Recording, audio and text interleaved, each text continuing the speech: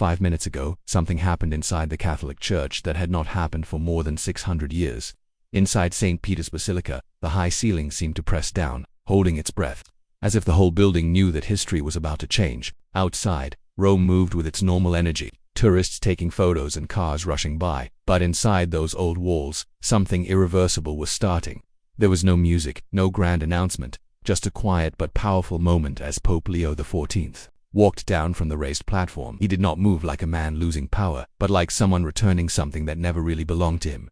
He did not speak, he simply turned and looked at the throne. This was not a chair or a copy, it was the real throne of Peter, rich with gold, carved with symbols, a seat that had been used by saints, survived wars and divisions, and watched empires come and go. In all these years, nothing like this had happened from within. Even the Swiss guard, those strong and silent protectors, did not know what to do. One of them reached for his sword, not out of anger but because he could not believe what he was seeing. He looked to the master of ceremonies, but there was no signal, no explanation. Then Cardinal Tagle, tired and sleepless, walked up to Pope Leo. He did not wear his usual vestments, no mitre, no sash, just the look of a man carrying a heavy secret. He leaned in close and whispered something.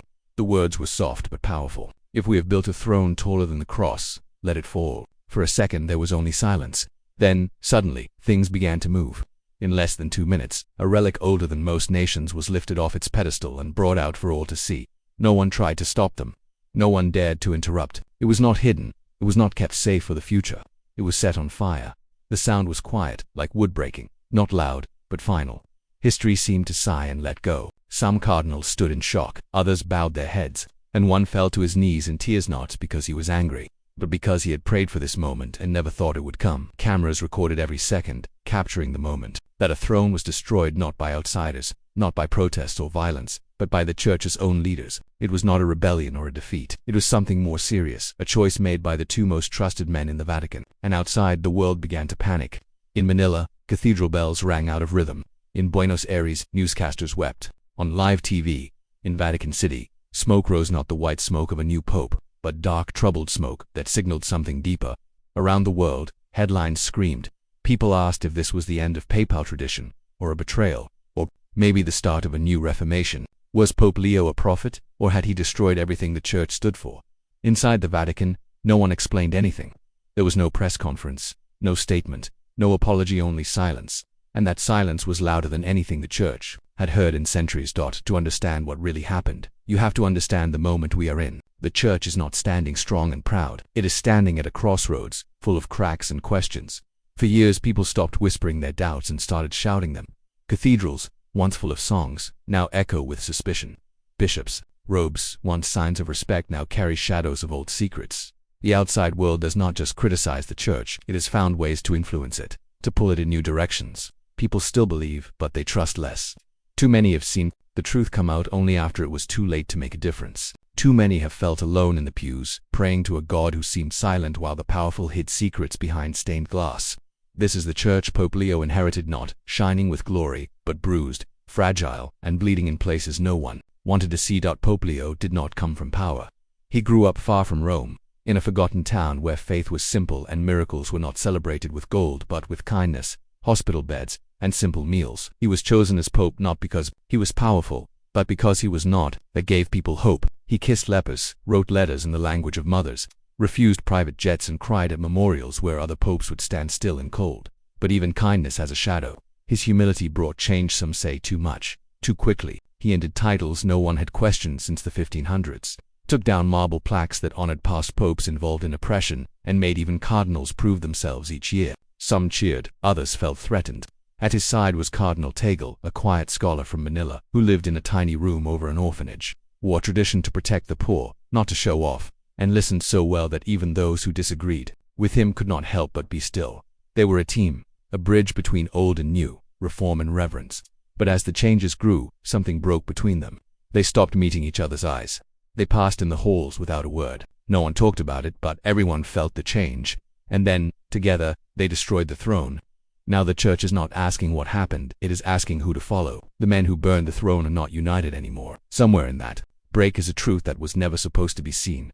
The first signs of change came quietly. A meeting with the German delegation, planned for 6 months, was cancelled with no reason. A delegation from African bishops was delayed. A youth gathering was postponed. and the Pope's Easter message was edited at the last minute. A whole paragraph about power and unity was cut, with no explanation.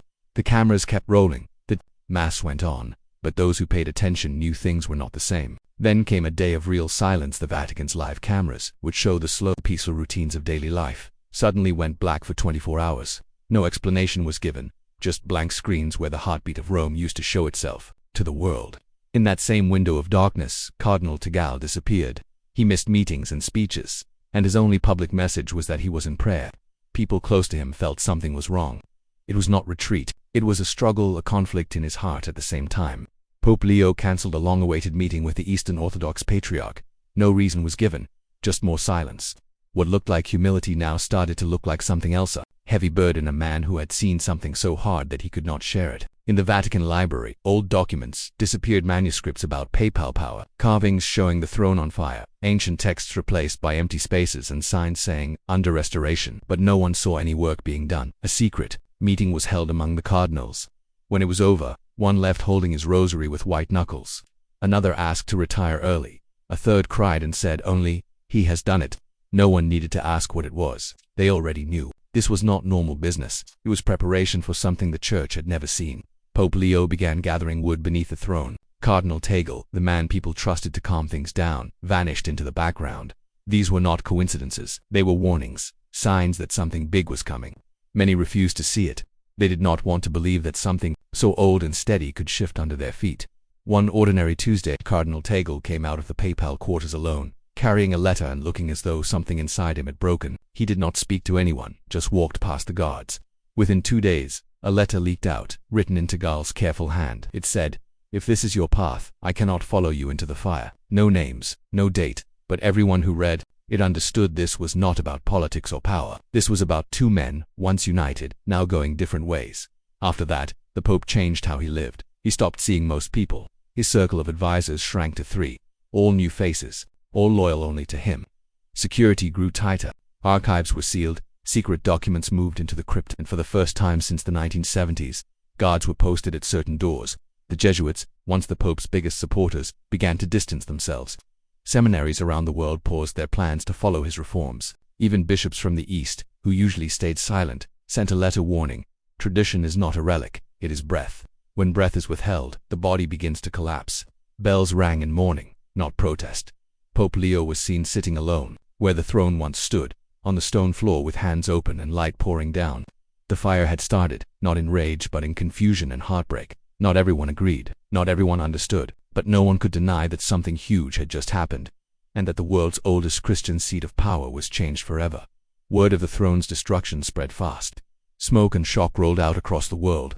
In Madrid, priests prayed in the street, mothers clutched Bibles and wept, not in anger but in grief. In Manila, crowds dressed in black stood on church steps, feeling as if their faith itself had been buried. In Mexico City, people lit a wooden replica of the throne on fire in the public square, not as protest but as a symbol of purging. Meanwhile, in the United States, church leaders said nothing, and people noticed the silence. Faithful Catholics, young ones, went online, calling out their leaders for their quiet, saying, "You fear losing money more than losing truth."